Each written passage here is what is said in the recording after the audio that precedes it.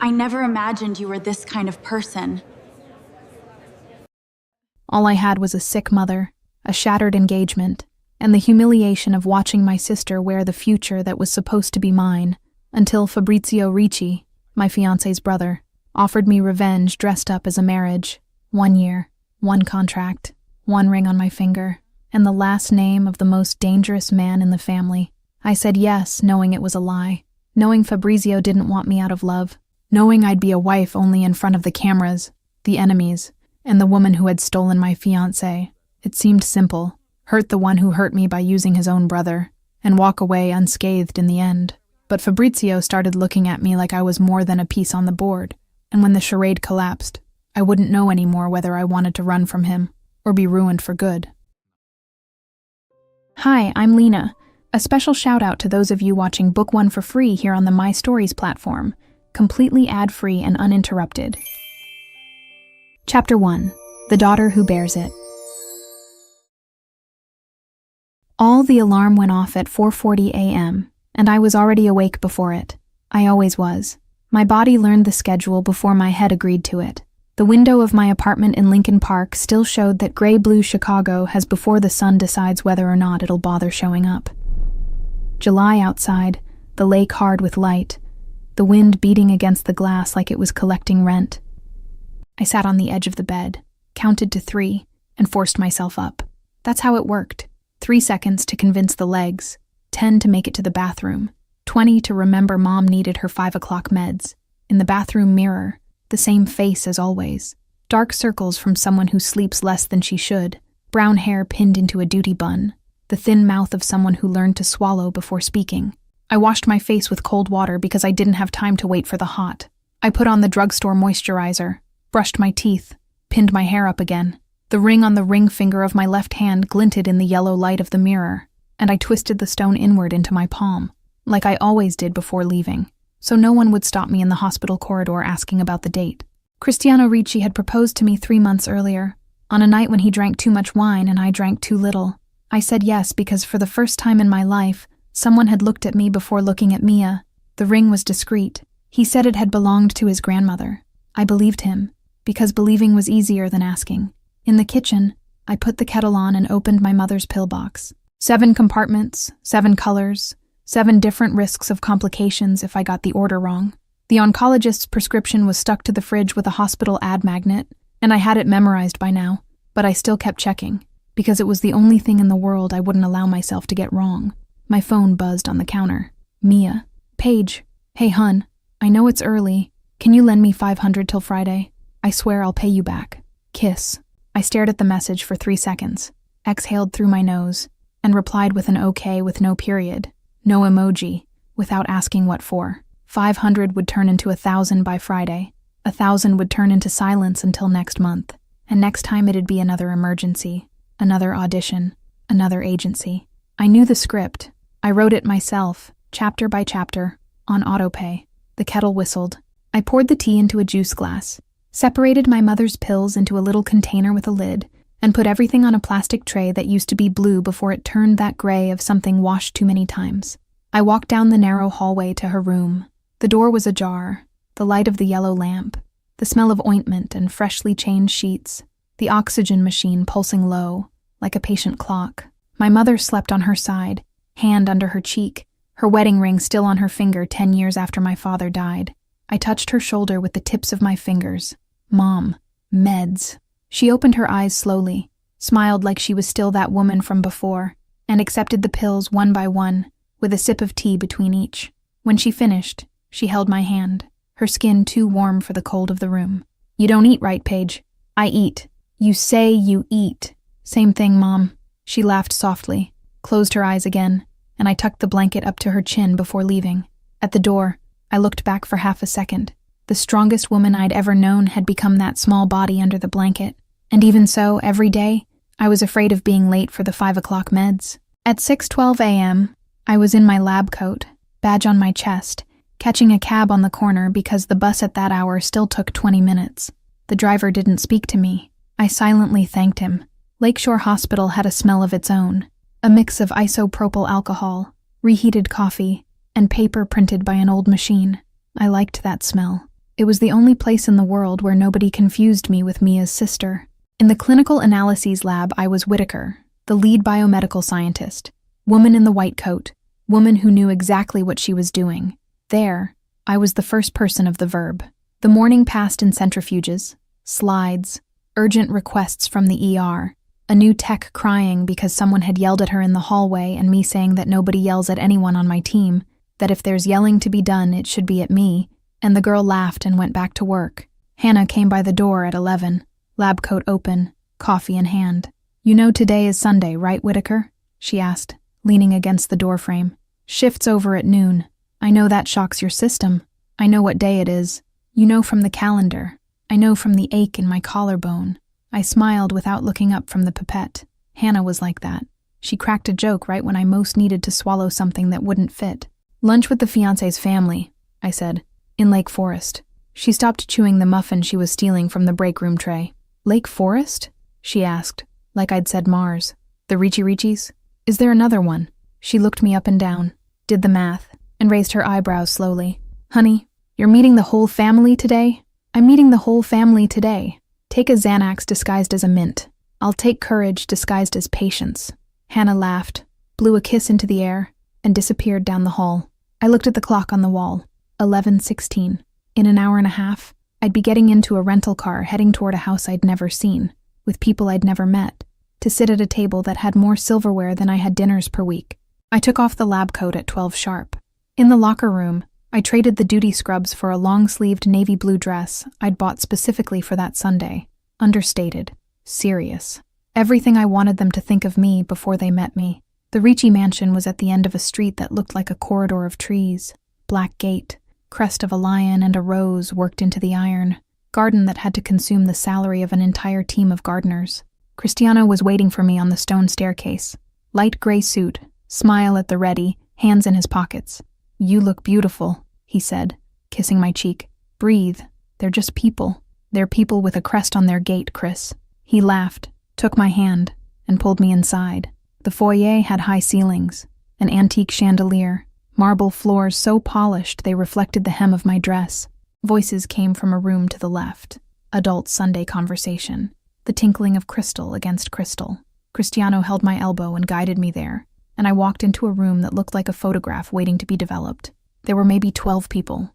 Uncles, cousins, an old godfather with very pale blue eyes, 2 women in pearl necklaces who turned at the same time as if they shared a neck. And, in the corner near the window, leaning against the side of an armchair, a man who didn't move when I came in.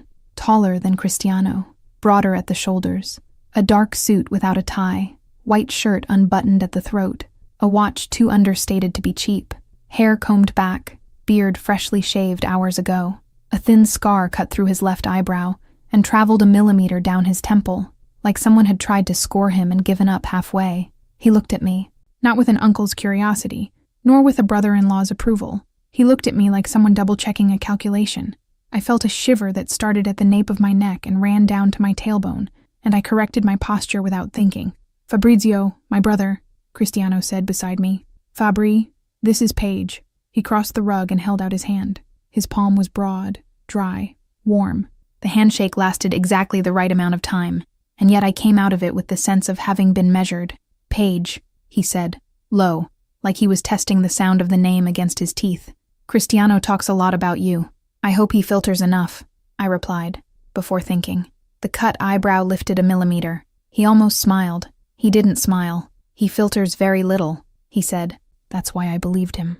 Cristiano laughed, too loud for the room, and pulled me toward the uncles. I shook hands, kissed cheeks, repeated my name 4 times, listened to someone ask what college I'd graduated from, and someone else comment that biomedical scientists were useful in families. I didn't know if it was a joke. I smiled like it was. Lunch was served at the long table. Silverware lined up in an impeccable row, crystal glasses, and Italian wine that cost the rent of my apartment. Cristiano sat next to me. Fabrizio, on the other side of the table, 3 chairs to the right. I didn't look. I felt it. Conversation flowed about a horse auction, about the weather, about a cousin's renovation in Gold Coast. Cristiano made a joke about his father being a fanatic for pickled herring in his last years of life, and I murmured, softly, 3 words just for Cristiano to hear. A private joke of ours, from a night when we'd laughed until we cried over a jar of herring found at the back of a friend's fridge. I laughed quietly at my own joke. Cristiano didn't notice. When I looked up, Fabrizio was watching me, his fork suspended in the air, his scar lit by a ray of light from the window. There was no smile on his face. There was something harder to name, and I, in that second, thought it was disapproval. I thought he had seen the private joke between brother and fiancé, and had judged in Italian silence that Cristiano had chosen wrong, that I was too little for the last name. I looked away first. I took a sip of wine. I felt the heat rising in my cheek, and I hated myself for feeling it. Dessert came with Mia. She walked through the living room door, as if the room were the set, and she, the light. Short cream dress, hair loose, heeled sandals, an apologetic smile that was, simultaneously, a request for applause. Sorry, I swear I tried to get here in time," she said, kissing the air beside my cheek. Traffic. It was Sunday morning in Lake Forest. There was no traffic. The uncles laughed. The Pearl women were charmed. Cristiano stood up to hug my sister with the familiarity of someone who had already been at our family weddings and knew Mia was the easy part. In 15 minutes, she had mimicked the accent of a cousin, told a behind-the-scenes story from a magazine campaign, asked the name of the house dog, and pulled a long answer out of a gentleman who had spoken 2 monosyllables the entire afternoon. And Fabrizio Ricci smiled. For the first time there, that afternoon, he smiled. Short, discreet, real. I bit the inside of my cheek and focused on cutting the tart on the plate in front of me into equal squares. The sedated mother, in my head, whispered something I still couldn't quite hear clearly. 3 months later, in a cafe on Michigan Avenue, with an expensive coat draped over the chair next to him, and a small ring inside a dark velvet box between us, Cristiano held both my hands like someone holding an envelope that was going to do real damage to deliver. "I can't do it, Paige," he said. "I tried. I swear I tried." I looked at the little box. I looked at his face. I looked at his hand trembling in a very specific way of a man who had already eased his conscience before arriving. "Mia," I said. He didn't answer. He didn't have to. "How long?" I asked. "Paige." "How long, Chris?" He swallowed hard, looked away, and said, low, like the word was too heavy for the air between us. "A few weeks. A few weeks." I smiled without any joy. I picked up the velvet box, opened it, looked at the stone that had belonged to his grandmother or to nobody, and closed it again with a sharp click. I put it inside my purse. I didn't hand it back to him because his humiliation didn't interest me. I wanted the thing that had been mine for 3 months, even if it had been a lie the whole time. "I'm going," I said. "Don't call me. Paige, let me explain. Don't call me." I left the cafe with steady hands, paid the cab with my card, went up the stairs to the building without crying, opened the front door, went straight to my mother's room, sat on the edge of her bed, and held her hand. She had taken her mid-afternoon morphine a little while before. The week's pain had gotten worse, and the oncologist had authorized increasing the dose, but she was lucid enough to understand. She looked at my dry face, at the purse still on my shoulder, at the absence of a ring on my finger, and sighed like someone confirming a rain already forecast. "Mia," she said. I nodded once. My mother closed her eyes, squeezed my hand slowly, and said in a low, gentle, fatal voice, "Mia needs you more than you need her, daughter." I didn't answer. I stood up, kissed her forehead, left the room, went to mine, opened the nightstand drawer, took the velvet box and put it at the back, behind the pads, behind the old business cards, behind my college diploma. I closed the drawer with the palm of my hand. I looked at the ceiling, and I made a silent vow to myself, the kind that doesn't need a witness because I'm the witness until the last day. Never again anyone's second choice.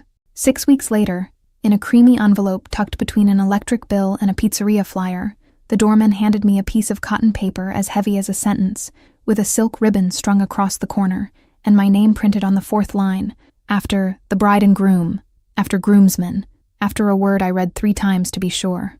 Maid of honor. Chapter 2. Whiskey.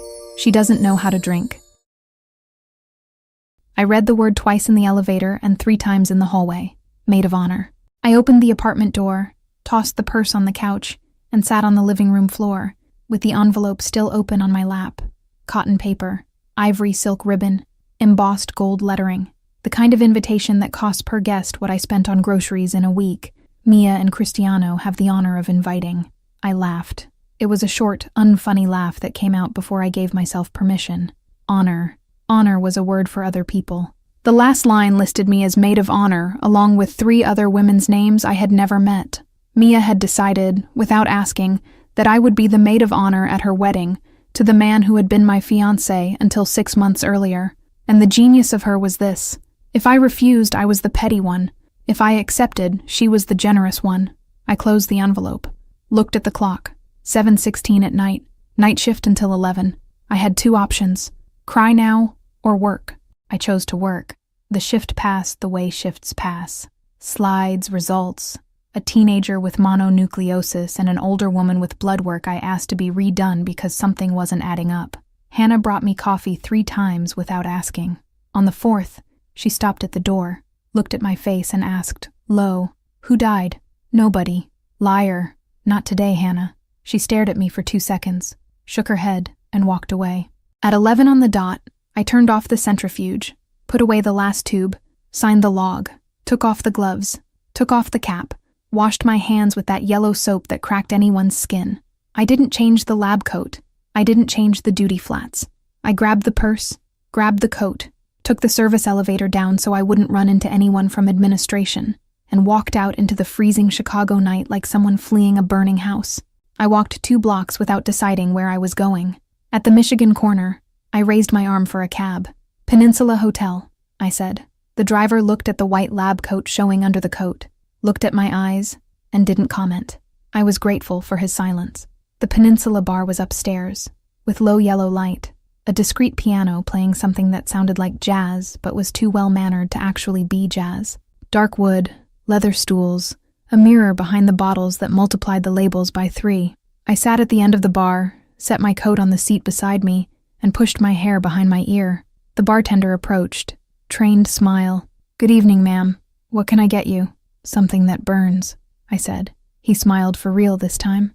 "Whiskey? Something I don't know how to drink." He tilted his head, chose a bottle from the middle of the shelf, poured 2 fingers into a lowball glass with a single ice cube, and set it in front of me with the delicacy of someone setting down a small animal on the table. "Careful. Time for careful is past, mister." I lifted the glass, sniffed, closed my eyes, and took a short sip.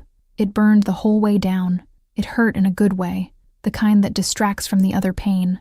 And that's when I saw him. 2 stools over, leaning against the bar as if the bar had been built around him. Black suit, white shirt, no tie, hair combed back, the scar on his eyebrow catching the bar's low light in a way that was almost indecent. A glass identical to mine in his hand, with more ice, less whiskey, more patience. Fabrizio Ricci. For half a second, I thought I was drunk before my time. For another half, I thought it was a cruel coincidence of fate. The city was big. The Peninsula bar got executives from all over Europe every night. It wasn't impossible. He turned his head. He didn't fake surprise. "Page. Mr. Ricci. Fabrizio. Mr. Ricci works fine." He tilted his glass in my direction, in a minimal greeting, and took a sip. I took another of mine. It burned again. "Good. You're in your lab coat," he said, low, without looking at me. "I know. Shift? Over. And you came here." "I did." He didn't ask why. He kept looking at his glass like the answer was at the bottom of the ice. I swallowed another sip, another, and felt the heat rise in my cheeks, my neck, run down my arms. The bar got warmer. The lights, more yellow. "You came to laugh at the humiliation?" I asked. He turned his head slowly. "What?" "At the humiliation. The maid of honor at her sister's wedding to the ex-fiancé. You came to laugh. I don't laugh at those things. You don't laugh at anything." "That's not true." "It's not? I saw you laugh once. Mia showed up late for dessert. You smiled for 3 seconds. He looked at me for more than 3 seconds. I held the look. The whiskey had given me at least this much. I'd stopped looking away. "Your family is a factory," I said, low, and the sound came out steadier than I expected. "A factory of men who choose wrong." The cut eyebrow lifted a millimeter. His mouth moved almost. It wasn't a smile. It was the curve of someone who understands he's being attacked and decides to stay. "Go on," he said. "I don't need your permission." "I know. Go on." I drank another sip. The glass was already half empty. The ice had melted and muddied the color. Cristiano chose me for 3 months. Then he chose Mia. Who's to say you won't choose the bar's hostess in half an hour? The hostess isn't laughing at any private joke with me. I stopped the glass midair. "What?" "Nothing. You said something." "I said the hostess doesn't interest me." I stared at his profile. The scar, Closer up was a thin line that disappeared into the hairline. A knife, I thought. A knife a long time ago. Maybe in adolescence. Maybe the kind of adolescence I didn't even know existed. Who marked you? I asked, before thinking. He turned the glass in his hand. A man who won't mark anyone else. Movie answer? It's the only one I have. Do you have a younger sister somewhere, Mr. Ricci? Some pretty girl waiting to steal whatever's yours? He looked at me. He didn't smile. He didn't take offense. He just looked at me as if I were a glass he was deciding whether to knock over on purpose or to save before it fell. No, he said. I'm the oldest. Lucky. No. The single word fell on the counter between us like a coin. I didn't know what to do with it. I drank the rest of the whiskey in one go, and the bar swung 45 degrees before settling back into place. The bartender approached. Another? Another? No, Fabrizio said, without raising his voice. The check. Both glasses. The bartender hesitated half a second, looked from me to him, decided in favor of the customer paying more, and took the card without making eye contact with my face. I can pay for mine, I said. You can. Then let me pay. No. Why not? He turned his body on the stool toward me for the first time. His knee almost touched mine. It didn't. Because you're in a lab coat, Paige. Because you drank something you don't drink. Because I won't let you walk out of here alone. Because you're the only person in this city who still doesn't owe me anything. And I intend to take care of that. I looked at him. It took me 2 seconds to process the sentence. Another 2 to realize I hadn't answered. Another 2 to realize I had no way to answer, because the sentence didn't ask for one. He stood up, took my coat from the seat beside me, held it open, waited. I slid my arms in. He didn't touch my shoulders to adjust it. He didn't touch my nape. He didn't touch me at any point. He just waited for me to put it on, picked up my purse, and followed me to the elevator half a step behind, like an escort who doesn't claim ownership. Outside, a black car pulled up to the curb before Fabrizio had even finished coming down the steps. The driver, a broad-shouldered man, opened the back door. I got in. Fabrizio got in on the other side. The driver shut both doors with a low click. Address, Fabrizio said. I gave the address. The driver nodded in the rear view, and the car slid out into the night. I looked out the window. The lights of Chicago streaked past, in yellow and white lines, and for the first time in months I felt a silence that wasn't absence. It was the presence of another person who demanded nothing of me. When the car stopped in front of my building, Fabrizio got out first, came around, and opened my door. I got out. He walked me to the building's front door without touching me. Before I put the key in the lock, he spoke, low, without turning his whole face. You're the only person in this city who still doesn't owe me anything. Take care of that. I looked at him. The scar gleamed in the yellow halo of the entryway lamp. And if I don't want to take care of it? He didn't answer. He waited for me to go in. He waited for me to close the door. Only then did I hear his car drive off. 3 days later, I was in the Lakeshore lab, alone at the centrifuge bench, headphones hanging around my neck, lab coat buttoned, safety glasses pushed to the top of my head. It was Wednesday morning. It had rained all night. The lab window showed Chicago's low gray late summer sky. The equipment was on the 3rd cycle of a long spin. I tracked the timer mentally because it was faster than looking. 4 minutes 15. 4 minutes 16. I heard the door open behind me. Hannah, if that's coffee, just leave it on the bench.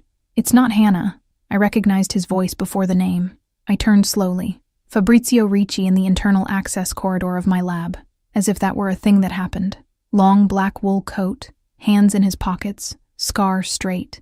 Behind him, the door had closed by itself with the usual magnetic click, and I vaguely remembered that that door was restricted to authorized personnel, and that to enter, he would have needed an authorization I hadn't authorized. How did you get in here? Through the door. That's not how that door works. It is. For me. The centrifuge beeped.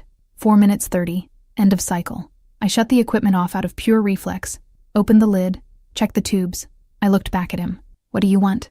To talk. You make appointments by phone, like the rest of the world. I don't have your phone number. Good. He leaned against the bench on the other side, 3 meters from me, crossed his arms, waited for me to finish handling the tubes. I tossed the gloves in the trash, washed my hands, dried them on the back of my lab coat, and turned to face him head-on. 5 minutes, I said. I have another centrifugation next. I'll be quick. B. He breathed once, deep, and looked at me like someone about to cut a very thick rope. Marry me, Paige. I looked at him, looked at the tubes, looked at the door, looked back at him. Get out. Listen first. Get out. 1 year. Contract. Your mother transferred to the best oncologist in the state at my expense. Treatment, insurance, doctor, surgery if necessary, all of it. Your sister swallowed by her own choice. Cristiano will show up with you in front of his family and the world as a brother-in-law. You will show up with me in front of Mia as a wife. In 1 year, a clean divorce, on grounds I approve in whatever form suits you. I stayed silent. The centrifuge hummed low, idle. My heart in my throat was louder. Why? I asked. I need a clean, intelligent wife at my side. I'm sealing an alliance inside the family. You're the only person in this city who doesn't owe me anything. I already told you. Politics. Politics. I need to think, Mr. Ricci. About what? About everything. You're offering too much for too little. I need to think. He didn't answer. He didn't deny. He just looked at me. And I, in the middle of my own lab, with tubes stalled in the centrifuge and goggles on top of my head, realized I was considering it. Clauses, I said. Name them. Exit clause. At any time. Either of us. No penalty to the other. Accepted. You never touch me without permission. Accepted. Access to my own documents. Mine. My mother's. Everything with my name on it. Accepted. Separate room. Same room for appearances. Separate bed by a screen. The staff talk. I hesitated. Considered. Nodded. Slowly. Accepted. More. My sister doesn't set foot in your house. Accepted. And you don't set foot near my family without warning me first. Accepted. I looked at him. A thin feeling was running down my stomach, the kind I couldn't name in the moment. He had accepted everything. He had accepted fast. He had accepted before I'd even finished listing. Why are you accepting so fast? I asked. Because everything you're asking is reasonable. It's not. I could ask for outrageous things. Ask. You swear on the Ricci name that you won't touch me unless I ask. I swear. And if I ask? He held my question in the air for half a second. The scar moved once. His mouth didn't. Then we talk. I swallowed hard. Looked at the idle tubes. Looked at the absent ring on my finger, the thin groove still left in the skin. I want it in writing, I said. All of it. Every clause. Signed by both of us. Before the courthouse. You'll have it. When? Tomorrow. Tonight. Tonight, he repeated, and his mouth moved a half millimeter. He almost smiled. He didn't smile. He moved away from the bench, adjusted the cuff of his coat, walked toward the door. Before leaving, he stopped with his hand on the handle and looked back. Page. What? The panel flashed.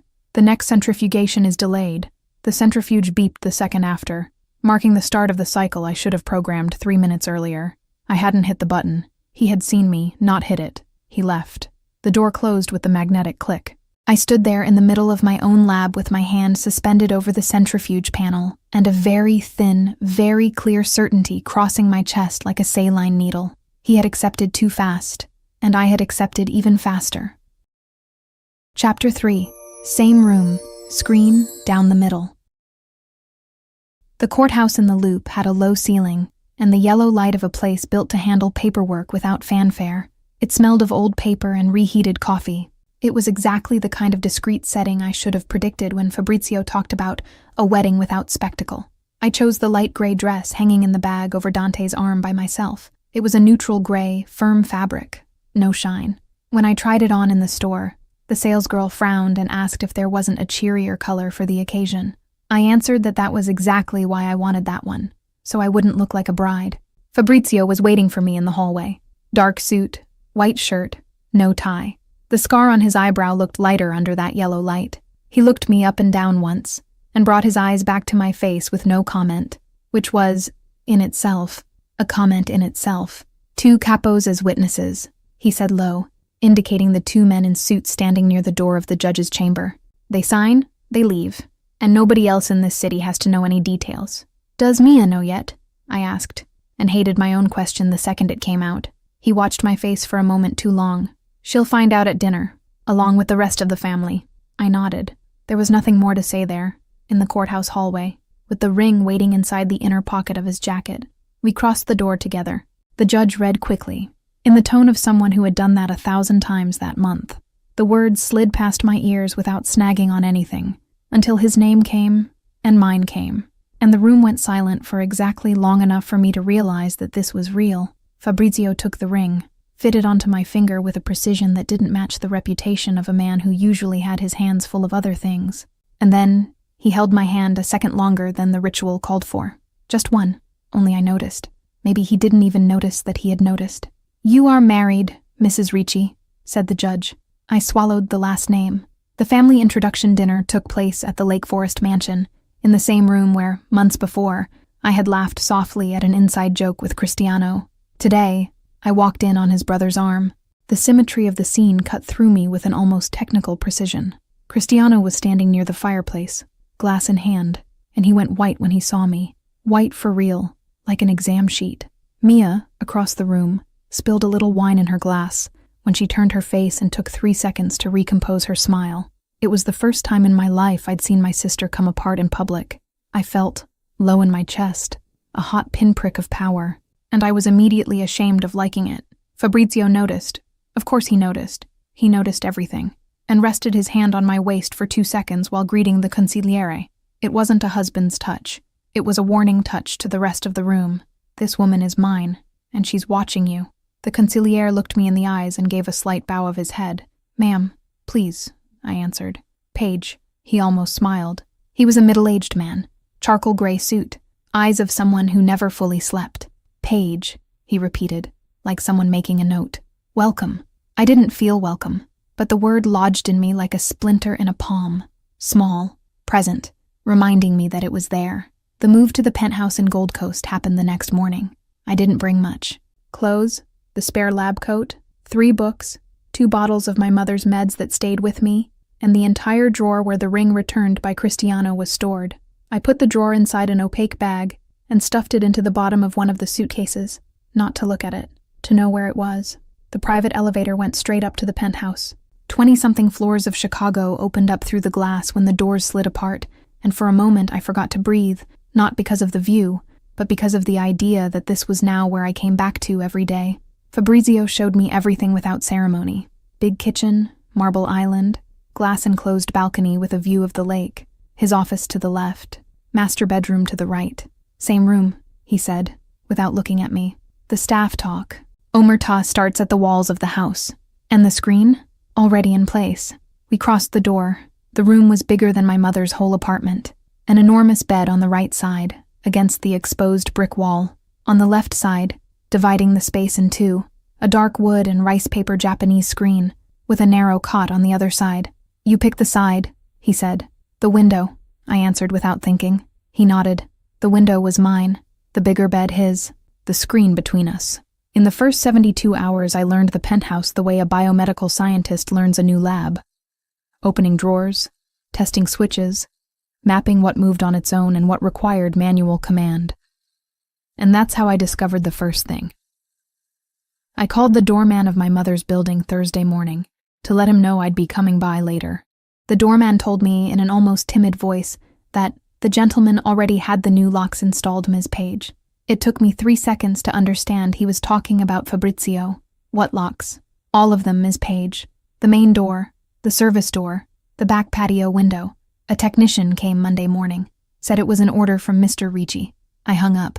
I spent a minute staring at the kitchen counter. The second discovery came the next night. Night shift. I usually left the hospital at 3:30 in the morning, walked 2 poorly lit blocks to the employee parking lot, and drove my 15 minutes back home. That night, when I got to the lot, I found a black car parked next to mine. Engine off, low beams on. A man in his early 30s, broad shoulders, gray jacket, got out and opened the back door of another identical vehicle next to it. "Ma'am, who are you?" "Dante. From the house." "Whose house?" "Mr. Ricci's." I blinked. "And what are you doing here?" "Waiting for you, ma'am. Night shift." "Every night shift?" "Yes, ma'am." "Since when?" He checked his watch with a calm that was, in itself, an answer. "Wednesday morning." "Wednesday. The day after the wedding." The third discovery was in his office. The next morning. I had gone in to return a pen I'd forgotten on the nightstand. Fabrizio was in the shower. I heard the water running.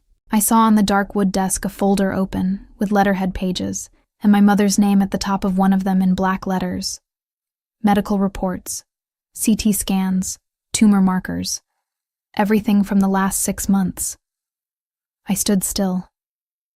I left the office without returning the pen. I waited for him to come out of the bathroom. I waited for his hair to dry. I waited for coffee to be served. I waited for the driver to arrive to take him to a meeting.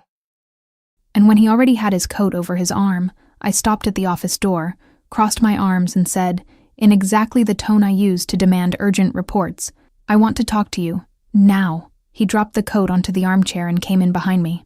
"Locks on my mother's apartment. Driver in the parking lot. Her medical reports on your desk.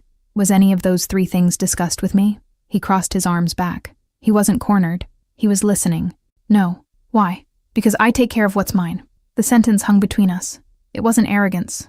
It was old conviction, as if he had learned that sentence at 15 and had repeated it silently once a day ever since. I took a deep breath. I was sharp. "I'm not yours, Fabrizio. I'm my own. You're just renting the last name for a year." He looked at me, and there, for just 1 second, I saw the shadow of a smile cross his mouth. It didn't become a smile. It almost did. The right corner went up 0.5 millimeter and dropped. "All right," he said. "I'll rephrase. I take care of what is under my last name while it's there, including her mother. That's not how it works. That's how I work. Then warn me before the next time." He studied my face for too long. "I'll try. You'll do it." He nodded once, picked up the coat, left. I stayed alone in the office for another 5 seconds before realizing I had won that argument, and that he had let me win. That night, I came back late. A shift change became a double shift. The new resident got tangled up with a hematology report, and I stayed until almost midnight to redo it. When the private elevator opened in the penthouse, the house was dark, except for the low lamp in the kitchen, and there was a coffee on the table. White mug, dark liquid, steam still rising in a thin thread. Next to it, his coat folded over the back of the chair, as if he had sat there to wait for me, heard the clock pass midnight, and given up without making a sound. I touched the mug, warm. I looked at the dark hallway leading to the bedroom. I looked back at the coat. I picked up the coat with my fingertips, took it to the bedroom without thinking, without analyzing, without deciding, and laid it over the armchair on my side of the screen. His scent rose. Lemon, cold smoke, cedar. On the other side of the dark wood, I heard his breathing change rhythm. He was awake. He knew I had come in. He had waited for me to come in so he could stop pretending to be asleep. Neither of us said a word. The next morning, I had lunch with a friend who was a medical examiner, and I needed the previous month's pay stub, which I knew I'd left inside the green folder on the shelf in his office. I knocked on the door. He answered without looking up from the laptop. "Come in." I crossed to the shelf, picked up the green folder, and it was right then, exactly as I was already leaving, that I saw the bottom drawer of his desk ajar, not from carelessness, from haste. Inside, beneath some loose papers, the corner of a different folder, dark brown leather, double stitching, small gray metal buckle, a folder that didn't match the rest of the office, where everything was matte black or dark wood. I didn't have time for anything else. He closed the laptop, stood up, and the drawer was closed with the tip of his shoe in a gesture that I swore, in that second, had been deliberate. "Find it?" he asked, looking at the green folder in my hand. "Found it." I left. In the hallway, I stopped for 2 seconds. That brown leather folder hadn't been there the week before. I was sure. I had searched the shelf the night of the locks. It had appeared between yesterday and today, and he had put it in a locked drawer. Somewhere in my brain, a file opened and made a note. Brown leather folder, bottom drawer, left side of the desk. I closed it. I went back to the kitchen. Breakfast was on the counter. Toast, scrambled eggs, orange juice in the glass pitcher. Fabrizio appeared at the door behind me and didn't say anything about the folder. He didn't say anything about the coat he had found in the bedroom. He just poured 2 cups of coffee and pushed one toward me across the marble. His breathing, on the other side of the screen, the night before, it had changed rhythm at the exact second I set the coat over the armchair, and that, more than any changed lock, more than any driver in the parking lot, was what stayed in my head when I sat at the counter and bit into the first piece of toast. "Good morning," he said. "Good morning." I drank the coffee, swallowed, and I thought, in a cold corner of my brain, exactly the way a biomedical scientist notes a result outside the reference range. Brown leather folder, bottom drawer, go back there. Chapter 4. The Hand. Too warm on my waist. Thursday morning began with something I hadn't asked for. Cristiano Ricci leaning against the hood of my car in the Lakeshore parking lot at 3:40 in the morning. I came out of the hospital dragging my exhaustion like a wet cape. Heavy shift, 2 code blues back to back, a pediatric case that resolved at the last minute. I wanted silence. I wanted the low kitchen light. I wanted maybe to find another mug of coffee waiting. What I found was the drunk ex-fiancé, hair undone, one of the sleeves of his dress shirt escaping the suit jacket. Paige. I stopped about 3 meters from the car. I gripped the strap of my purse tighter. Cristiano, what are you doing here? I needed to see you. It's almost 4 in the morning. I know. He ran his hand down his face. I messed up. I looked around. 2 cars over, in the shadow of the pillar, the silhouette of Dante leaning against a black hood. He didn't move, didn't intervene, but he was there, and he wanted me to see he was there. I brought my eyes back to Cristiano. You're drunk. I am, but that doesn't change the fact that it does. It changes everything. Go home. Mia was a mistake. The sentence hung in the air between us like a badly told joke. I could have cried. I could have laughed. Instead, I took my car key and held it between my fingers, with the same firmness I held pipettes at the lab. Cristiano, listen, you returned my ring at a cafe on a Saturday morning. My mother was sedated, and even so thought my sister needed you more than I did. I became the maid of honor at your wedding through a cotton paper invitation. And you think that word, mistake, here, now, with whiskey breath, is going to fix anything? He opened his mouth. It didn't fix anything. Go home, before someone less patient than me shows up. Who? Fabrizio? Me? Cristiano? Me? Go. He looked at me for a second longer than necessary, and it was in that second that I saw, with new clarity, that that man had never been for me. He had been for Mia since before I existed in their story. I just hadn't gotten the script. Cristiano pushed off the hood. He stumbled over to his own car on the other side of the parking lot. Before he could open the door, Dante was at his side, taking the keys from Cristiano's hand with a polite firmness that wouldn't take an answer, and indicating the passenger seat of another dark vehicle parked nearby. Cristiano protested low, without force, and got in. The car drove off with one of the house's men at the wheel. When I turned around, Dante was already at my side. Ma'am, I'll follow you home. All right. And I'll need to call Mr. Ricci. I know. 20 minutes later, I was walking into the penthouse, and Fabrizio was standing in the middle of the living room, hands shoved in the pockets of his trousers. No jacket, no shoes, black eyes of a man who got a call at 4 in the morning. You left the hospital alone in the middle of the night. I leave every middle of the night. Cristiano was in the parking lot, and I sent him away. You should have called me. I sent him away, Fabrizio. He took a step toward me. His voice rose before the decision to raise it. You don't understand. You don't understand what 3 armed men can do in 3 minutes in an empty hospital parking lot. You don't understand that. I don't understand. I dropped my purse on the corner table with more force than I needed to. I'm the only person in this house who cleaned a patient's blood off her own wrist last night, Fabrizio. I understand. I just don't accept. Don't accept what? That you think you can order me around. I don't order you around. You do. Subtly. Politely. Without asking. You take the key to my own life out of my hand, and you give me back only the doorknob. I notice. I always notice. He stood still in the middle of the room. His hands came out of his pockets and stayed open at his sides, as if he no longer knew what to do with them.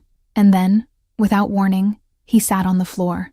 I had never seen a man like Fabrizio Ricci sit on the floor. He leaned his back against the kitchen cabinet, stretched his long legs, let his head fall a little back, closed his eyes.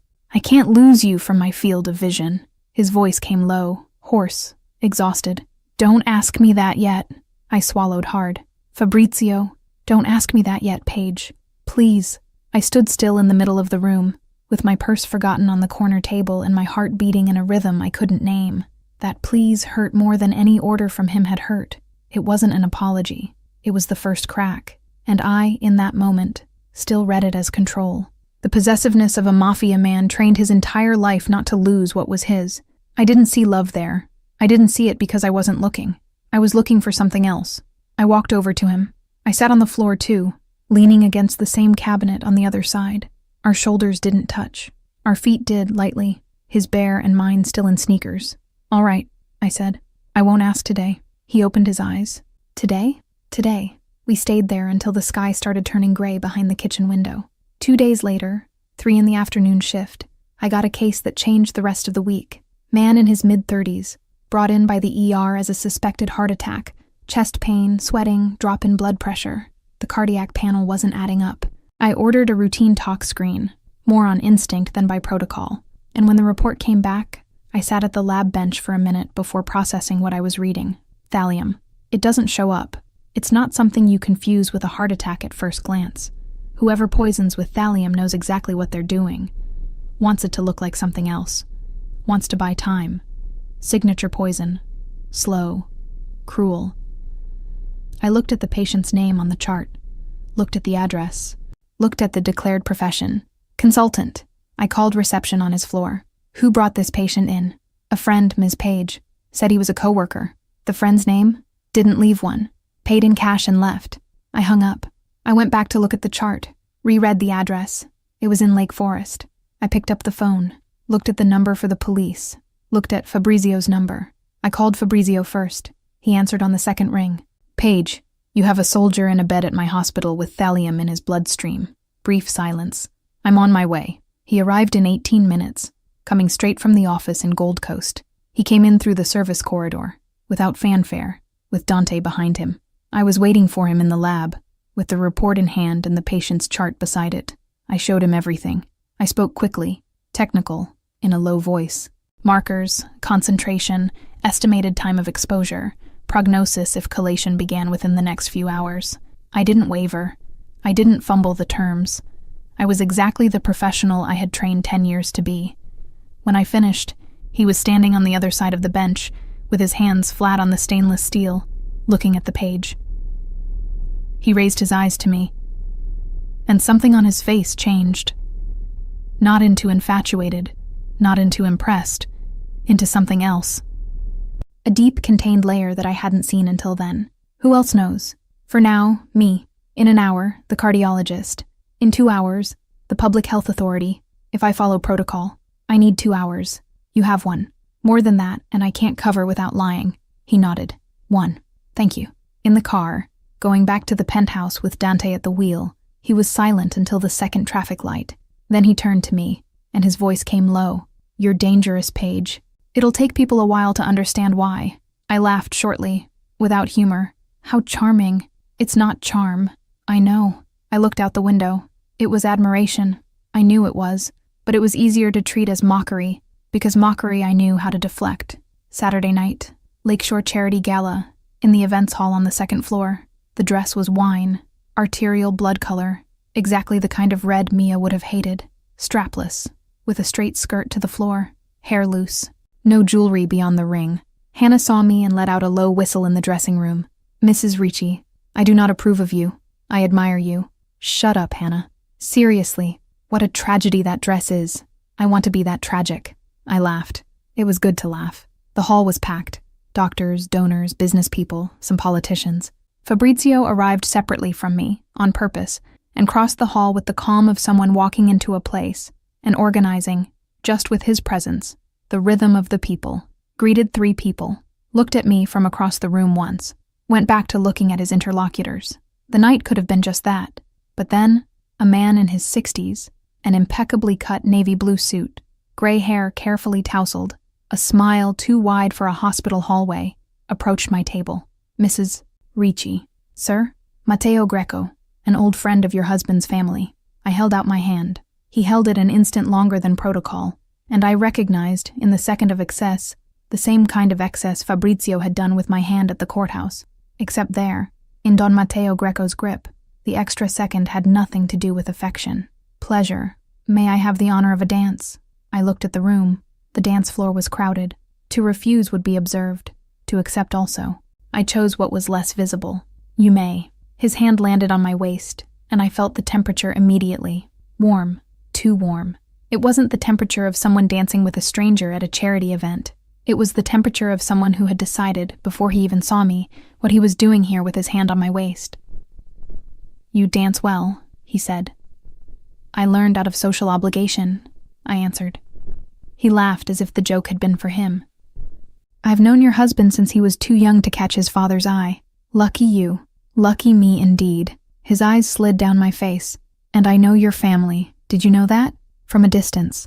Something tightened in my belly. I didn't know what to call it. Which family? Whitaker. He smiled wider. The hand on my waist held a moment beyond what was tolerable. Not by much.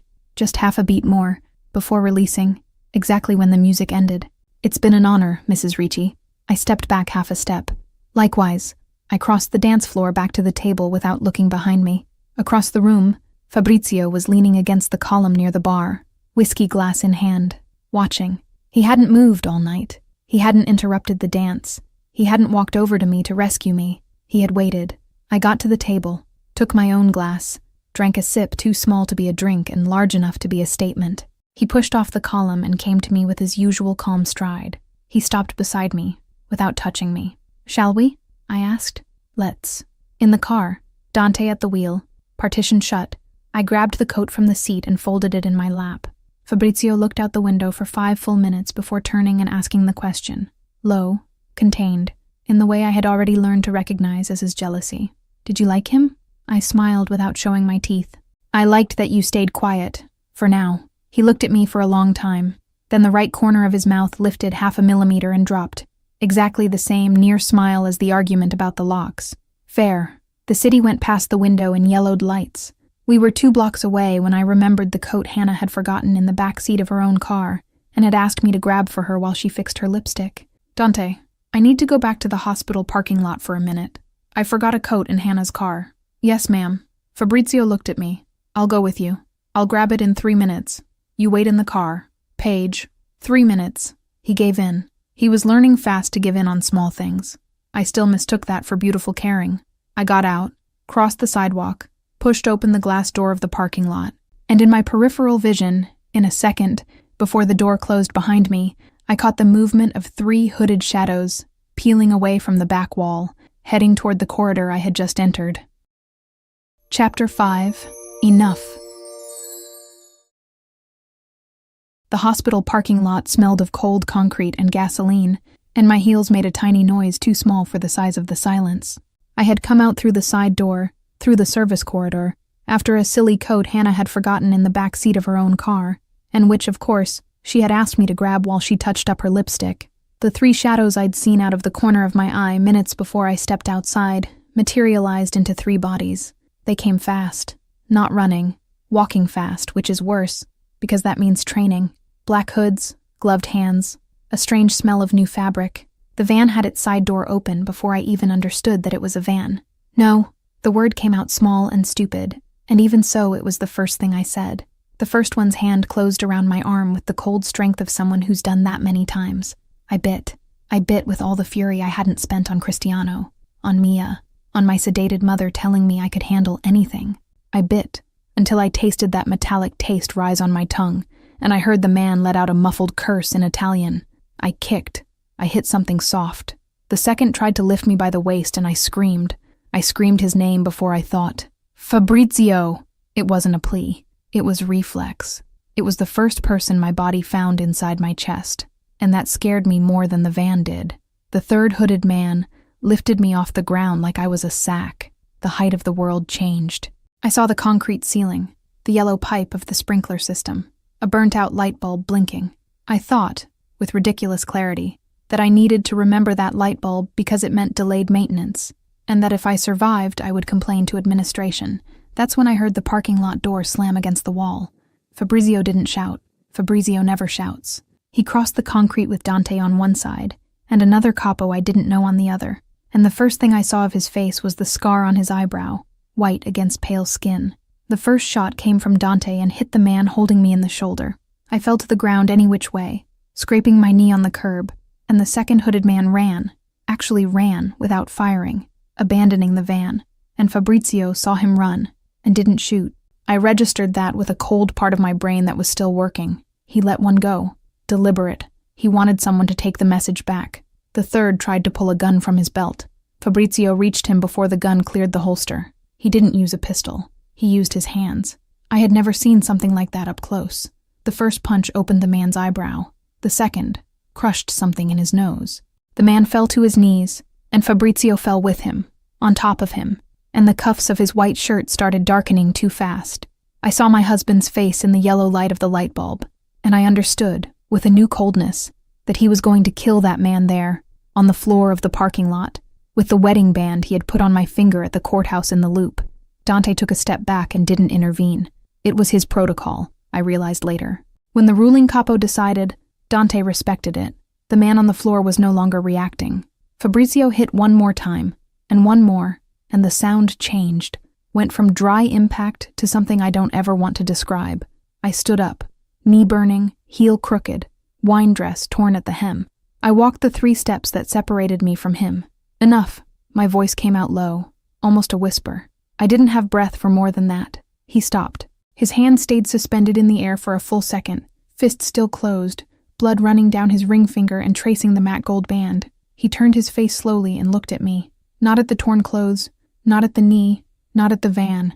At me, as if he were confirming it was my voice, and not any other, that had reached his ears. Fabrizio Ricci stopped for the first time in his life because of my voice. He climbed off the man like someone dismounting a wild horse, with caution and distrust of himself. Dante stepped forward finally, and handled the rest.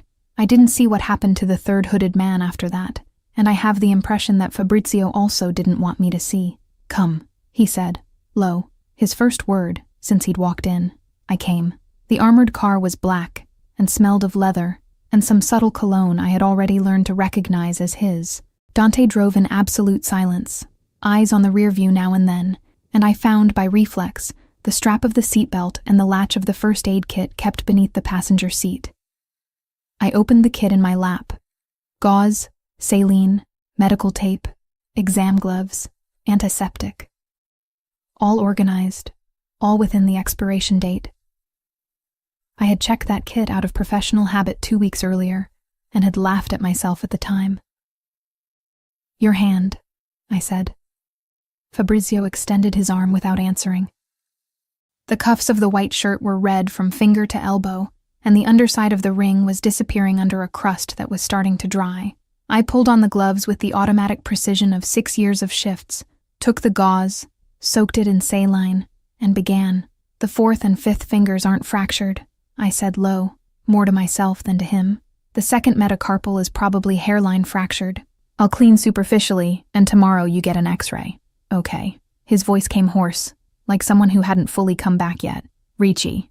I didn't lift my eyes from his hand. "Next time, warn me you're going to kill someone. I'll bring the big kit." Dante, in the rear view, made a sound that was almost a cough and almost a laugh. I saw his shoulders move once and return to the position of a professional driver. Fabrizio breathed deeply. It was the first time that night I heard him breathe. "Paige." He said only my name, and he said it like a confession, not like a call. I kept cleaning. Dante raised the partition between the seats with a discreet gesture. No comment. "Are you okay?" he asked. It wasn't a question. It was a plea. "I am. Scraped knee, bruised arm. I'm going to have an ugly hematoma tomorrow. Nothing that needs sutures." "Paige." I lifted my face. His eyes were almost black in the dim light of the car, and there was something there I had never seen. It wasn't the coldness of the Sunday lunch. It wasn't the mediation at the bar. It wasn't the controlled care of the coffee in the kitchen. It was a man taken apart on the inside, trying to hold himself together on the outside. "I was 15 when my mother was killed," he said. Dante, in the rear view, lowered his eyes. I heard the car's engine as if it were a third body in the conversation. I didn't see it, but I got there afterward, and from that day, I swore on a number of things that don't matter, that never again would a woman of mine be touched. Never. No exception. His breath caught in the middle. I know what I just said. A woman of his.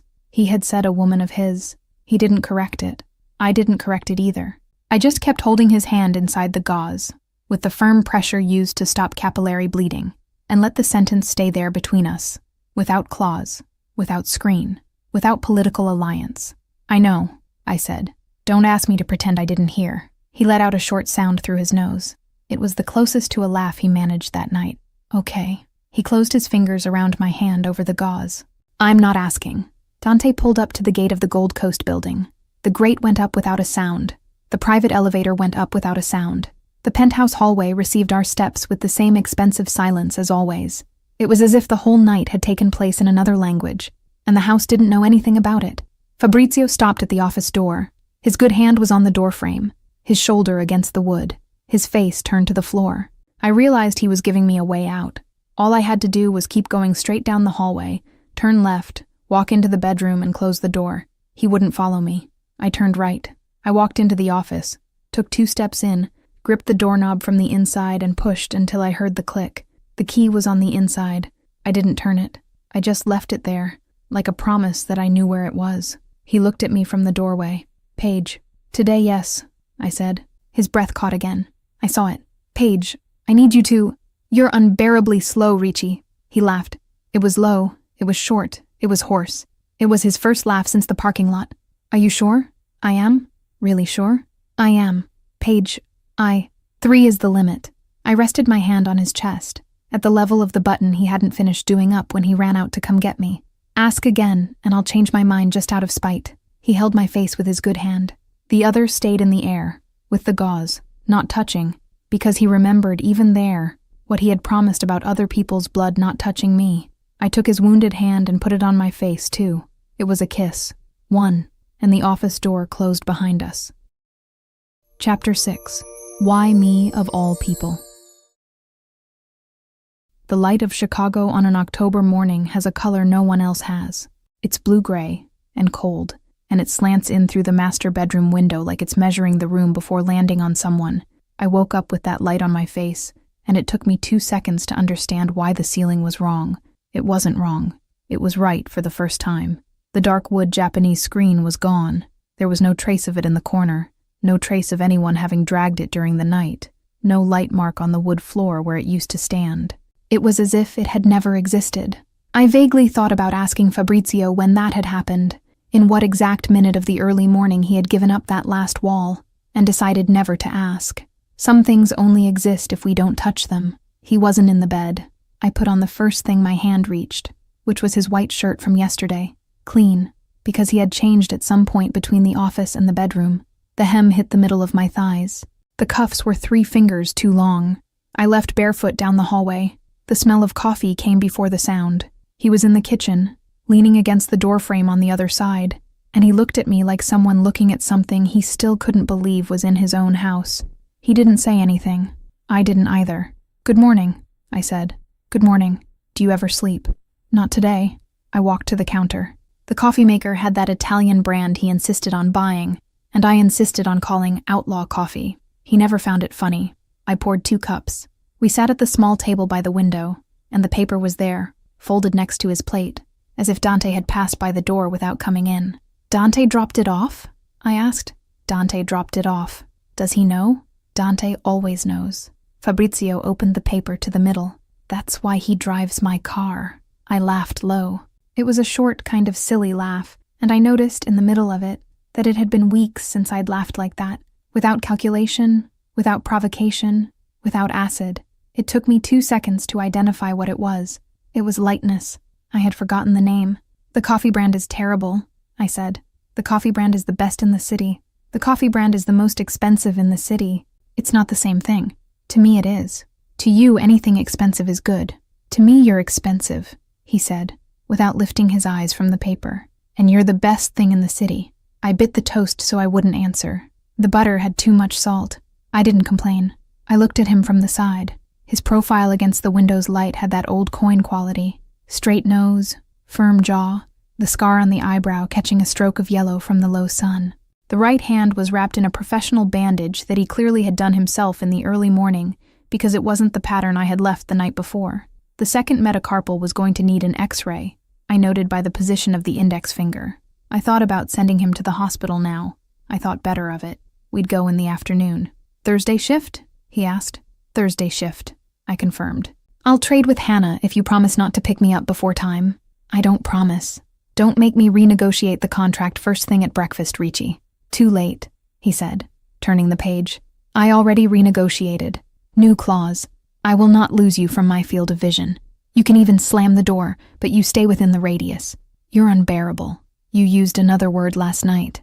I threw the toast crust at him. He dodged with his good hand, without urgency, without hurry, and the laugh that came out of him was so low I almost missed it. Almost. I didn't miss anything else of him since the night before, and I had the impression I wouldn't miss anything ever again. The phone buzzed on the counter. It was Hannah. I answered. "Did you die?" "No." "Did you die and go to heaven?" "I didn't die, Hannah. You disappeared from the gala. I looked for you. I called like 6 times. I swore to the lady at the box office that I was going to sue everybody if Mrs. Whitaker didn't show up, and the poor woman offered me tea. I accepted. It was awful. I'll call you later." "You disappeared with him?" "I'll call you later, Hannah." "You disappeared," she said, in the tone of someone closing the case. "I know everything. I'm going to demand details. Bye. Bye, Mrs. Ricci." She hung up before me, laughing. I stared at the phone in my hand for half a second. It was the first time anyone had called me that. It hadn't hurt. It hadn't weighed. It had landed in place like a key in a new lock, and I sat there thinking, with an almost scientific neutrality, that it was strange that it didn't feel strange. "That was Hannah," I said. "I heard. She wants details. She won't get them. She'll make them up. She has permission." I stood up and went to the balcony. The glass door opened with that low buzz I had never noticed before, and the air outside was colder than I expected. I crossed my arms. In 3 seconds, I felt the weight of the coat falling on my shoulders, the same long black wool coat that had been left forgotten on the kitchen chair, weeks ago, and that I had taken to the bedroom without thinking, and returned to the chair the next day, pretending I hadn't thought anything. He had kept it. I hadn't seen. "You keep everything," I said without turning. "I keep what matters. This is a coat. It's not just a coat." I closed my eyes for an instant. The Chicago wind hit my face and I let it. When I opened them, the city was there, low and gray, and the lake in the distance looked like a metal strip. Fabrizio leaned against the railing beside me. He didn't touch me. He stayed there, my size on the balcony, his shoulder a finger away from mine. "Your mother is going to like the new doctor," he said, after a while. "I know. Did you see her this week? Thursday, before the shift.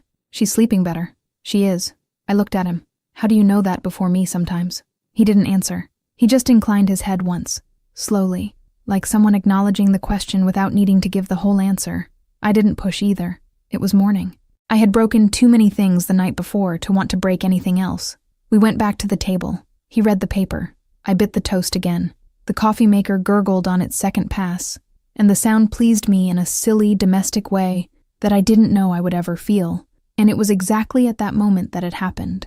For half a second, while I watched his profile against the window's light, while the bandaged hand turned the page and the other rested next to the cup, while the low sun traced the scar on his eyebrow with a stroke of yellow light, a question crossed my mind like a thin needle, with no sound, no music, no shadow. Why me of all people? Why did he choose me at that bar? The question didn't come with fear. It didn't come with a flashback. It didn't come with an alarm. It came as the thought of someone who'd woken up too happy for a life in which she had always been the second, and so distrusts her own happiness just out of habit, like someone double-checking they locked the door before leaving on a trip. I looked at him. He turned the page. The paper made that dry sound of new paper. The coffee maker breathed. The question passed. I bit the toast. The butter still had too much salt. I didn't complain again. "Terrible coffee brand," I said. "Butter too salty. Your bandage is crooked. You sleep poorly. Is there anyone anywhere in this city who understands what I see in you?" He raised his eyes from the paper for the first time since he had sat down. "I hope not," he said. "It's my only competitive advantage." I laughed. I threw my head back and laughed. In that way I had unlearned somewhere between my sister's 15 years and my 26. And Fabrizio watched me laugh from the other side of the small table and lowered the paper for good. He didn't say anything. He just looked, like someone who still didn't believe that this was his home now. The cold light crossed the window. The coffee cooled a little. The city outside started the day without asking us anything. For the first time in my life, I was exactly where I wanted to be. Lena here. That wraps up book 1, and I've already finished book 2. You can get access to it for a really small fee. I thought we finally had peace. 3 weeks sleeping with the scent of Fabrizio Ricci on the pillow, waking up with his shirt stuck to my skin and believing, like an idiot, that that dangerous man had chosen to love me. He knew how to touch me. He knew how to calm me down. He even knew where to kiss to make me forget I had ever been afraid of him. And that was what made me nauseous when I found the folder. My name was there, my father's signature too. Below, in his handwriting, a short note. "Transfer authorized. Keep the daughter in the dark until the wedding. The mother is the leverage. The daughter is the prize." My stomach turned. The rest? I couldn't read without feeling disgusted. I didn't make a scene. I didn't cry pretty. I took off the ring, left it on the lie, and walked out. Because Fabrizio hadn't invaded my life by chance. Maybe he had just made me feel safe so I wouldn't notice the collar that was already on my neck. Like I said, that was just a taste of book 2. To watch it uncensored, Just click on the first link here in the pinned comment. I'll see you on the other side in a few seconds. Remember, just click on the first link down here in the comments, and Book 2 complete, no ads, no interruptions, will already be available for you. It's very simple. Book 2 is something I'm loving making. You're loving it too, so I promise there will be more. It's where you find increasingly spicy stories, a true dark romance. And precisely because this version is getting more and more heated, the video isn't well accepted publicly on YouTube. This closed environment is where I can actually share my essence and where I feel free to do my best work for you. More news coming soon. I'll be waiting for you on the other side. Congratulations! Your purchase has been confirmed, and you now have full access to books 1 and 2 of all our stories, completely ad-free and uninterrupted. Everything is available on the My Stories platform, from Mafia romance and Billionaire romance to our spicier tales. This content is ready for you now, with new episodes added daily. Access is simple. Just log in using the same email address you used for your purchase. A confirmation has also been sent to that same email. The My Stories platform is very simple and intuitive. Each image represents a story. If it has a book 2, just click and press play. Everything is already unlocked for you. You can also rate each story, leave a like, and write a comment. Your feedback will be visible to all our other subscribers. This is our romance universe, so please feel free to interact. From this moment on, this is officially your home for romance stories. Just head over to mystoriesromance.com and press play. Welcome to the family.